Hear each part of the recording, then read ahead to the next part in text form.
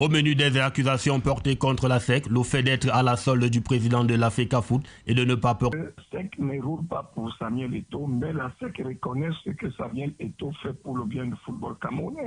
Certains pensent que si on fait chez eux, il faut utiliser une association pour aller faire le chantage à la FECAFOOT, afin que la FECAFOOT leur nourrisse. Je dis non. La rupture est scellée. L'association des clubs professionnels du Cameroun s'est réunie hier à Nocturne du côté de Douala. Vous savez, à un moment donné, le fait de changer peut apporter une nouvelle dynamique. Si nous mettons des gens à la tête, nous serons beaucoup plus exigeants parce que nous venons de vivre une aspect complètement morte. Ça n'a jamais été une aspect qui dort. 25 présidents font partie de l'association des clubs professionnels du Cameroun. Les résolutions de cette réunion qui s'est tenue hier seront communiquées dans quelques heures. La seconde partie de ce journal en langue anglaise avec vous, Frénois Crispin. Dear listeners, thanks for joining us. As you heard in one of our top stories, the Minister of Small and Medium-Sized Enterprises, Social Economy and Handicraft, Achille Basilikeng III, has lauded initiatives put in place by craftsmen and women in the Yaoundé One Council geared towards promoting world creating. This was at the official opening of the second edition of Handicraft Day, organized by the Yaoundé One Council. Minister Achille Basilikeng III said the move will improve on the competitiveness of Cameroon's handicraft sector in the Central African sub-region. Take a listen to the minister. Craftsmen and women are really the cornerstone of the development process because craftsmen and women are people who live on their creativity but also who contribute to the creation of wealth but also to the development of activities at the local level. Since this initiative took off last year, we are here at the second edition. And I'm seizing this opportunity to invite the other mayors to ensure that they can also develop such an initiative. There is a model here that Yaoundé One is being developed, and that model should be replicated everywhere across the country.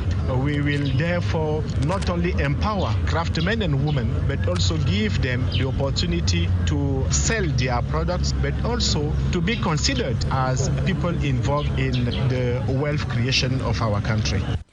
Elsewhere, a bill to lay down the general regime of public-private partnership contract has been defended by the Minister of Economy, Planning and Regional Development, Alamin Ousmane May, before the Committee on Economic Affairs at the National Assembly. The bill seeks to meet the structural benchmarks of the fourth review of the economic and financial program conducted in Cameroon in 2002 by the International Monetary Fund. It also reflects the government's resolve to diversify its funding forces for the construction of development projects. Here now is Minister Alamin Ousmane May with clarification. He spoke to Abel Bela Samari. The government has so far been doing the job of financing this operation using a sovereign debt. It's not enough to accelerate our development process. Not enough to quickly and efficiently realize those infrastructure. Therefore, if we have already a framework that is dating 2006 for PPPs, it was important based on our experience, based on international best practices, based on success realized elsewhere to revise, to innovate, to adapt, and to modernize our tool. This has been done, and the role of the different actors have been precise. The role of the high authority has been also clarified. We have also laid down the process to be qualified as a public-private partnership actors. We have defined the means and ways to pay PPPs, and ultimately the process has been such clarified that we believe this framework will be more attractive. Prime Minister Joseph Dion Gute will today represent President Paul Biya at the opening ceremony of the 2023 General Assembly of the International Association of Francophone Regions in Africa. The economic meeting to be organized at the Center Regional Council in Yaoundé will begin at 10 a.m. And on to the MASO, the Mbalmayoren Microfinance SA agency in the Nyong and So division of the Center region has witnessed a significant increase in the number of mutualists who have registered into the Mutual Assistance and Solidarity MASO Act 3, with just 14 days left to round up with their registrations and contribution, and 24 days for the raffle draw ceremony, which will be accumulated at the Yaoundé Multipurpose Sports Complex. Eratus Ndwe caught up with one of the officials in charge of the MASO pool and now reports.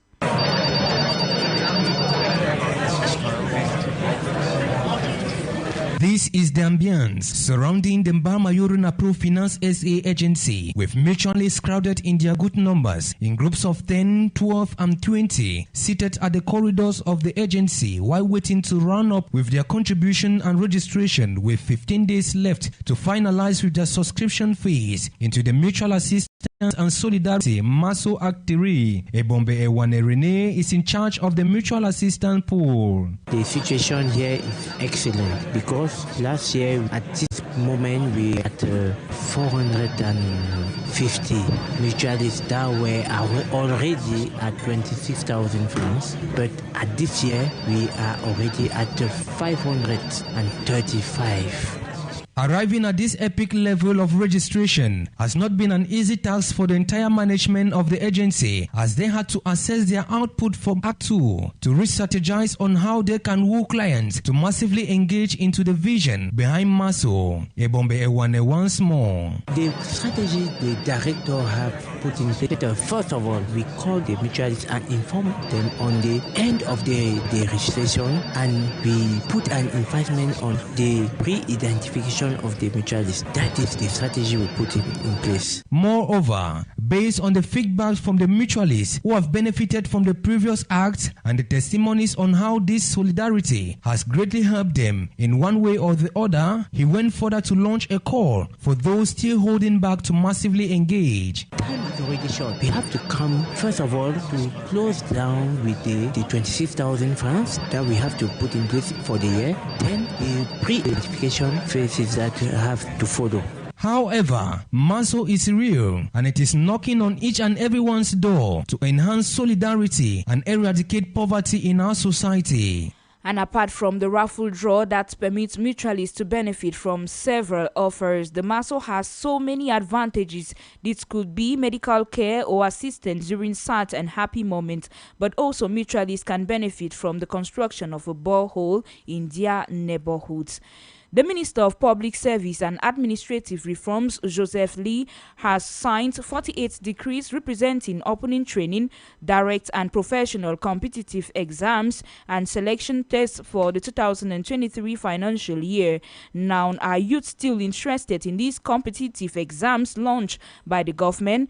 It is the question Christelle Mando put to some Cameroonians and compiled this Vox Pop. Yes, I am interested in doing concours, even though it is really challenging and it is really discouraging as well, given the fact that sometimes you get into the hall, you see questions, you answer them well, but when the results come out, you realize you didn't make it. So it is so challenging, but we will not stop writing. We will continue writing because we think one day the tables are going to turn around and it will come to our favor. Yes, as a youth, I'm still interested in doing concours or competitive exams, though nowadays is entrepreneurship that pays most, but nevertheless, I'm still trying my best. As a young Cameroonian who has not yet attained the age of 32, I think that competitive entrance examinations is something that I am still very much interested in. Sometimes it's not even because it's something that I want, but something that everyone around me says that you should do it, you should try it, you never know, this might be your year. Despite many years of trying and failing, I think it's also part of the culture and the mentality. How we grew up, we knew that after school it's concours, then you have a job. In foreign news, more than 100 people have drowned and more are missing after a boat carrying them down the river Niger in southwestern Nigeria capsized on Monday. The vessel was carrying around 300 passengers traveling from Kwara State to Niger after a wedding. In more foreign news, the authorities in Egypt have executed a man who had been convicted of killing a fellow university student last year after she rejected his marriage proposal. Video footage of Mohammed Abdel stabbing Naira Ashraf and slitting her throat last June outside Mansoura University where they both studied went viral. Abdel faced an expedited trial and was convicted of premeditated murder. And in sports, onto basketball, with the current vice president of the Feka Basket and mayor of the town of Bangante, Honorable Aimé Eric Nyat, is determined to develop youth basketball in all 10 regions of Cameroon. Speaking a week after his election into the FIBA Turn for Africa presidency, the native from Bangante said he will put up a long-term play group to ensure that Cameroon participates in all African and international competitions.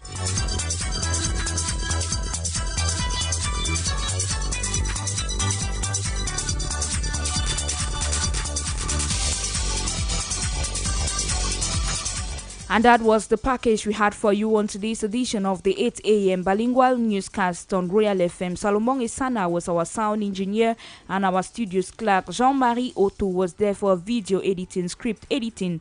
Modeste Bongtenkwe and Eratus Ndwe, news editing, Germenta and Bertrand Owona, editorial coaching, Nebo Bela Samari, coordination, Jean Passion Tala, for general supervision, Reverend Pastor Bisa Emmanuel Noel. For presentation, we have been Modeste Bontenkwe and Frinyo Crispin, thanking you, dear listeners, for your kind attention. Happy Thursday.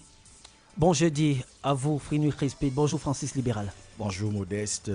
Bonjour, Crispin, et bonjour à tous. Juste à notre suite, vous prenez les commandes d'Ekomba Royal jusqu'à 12h. Jusqu'à 12h, vous l'avez dit, restez connectés à tout.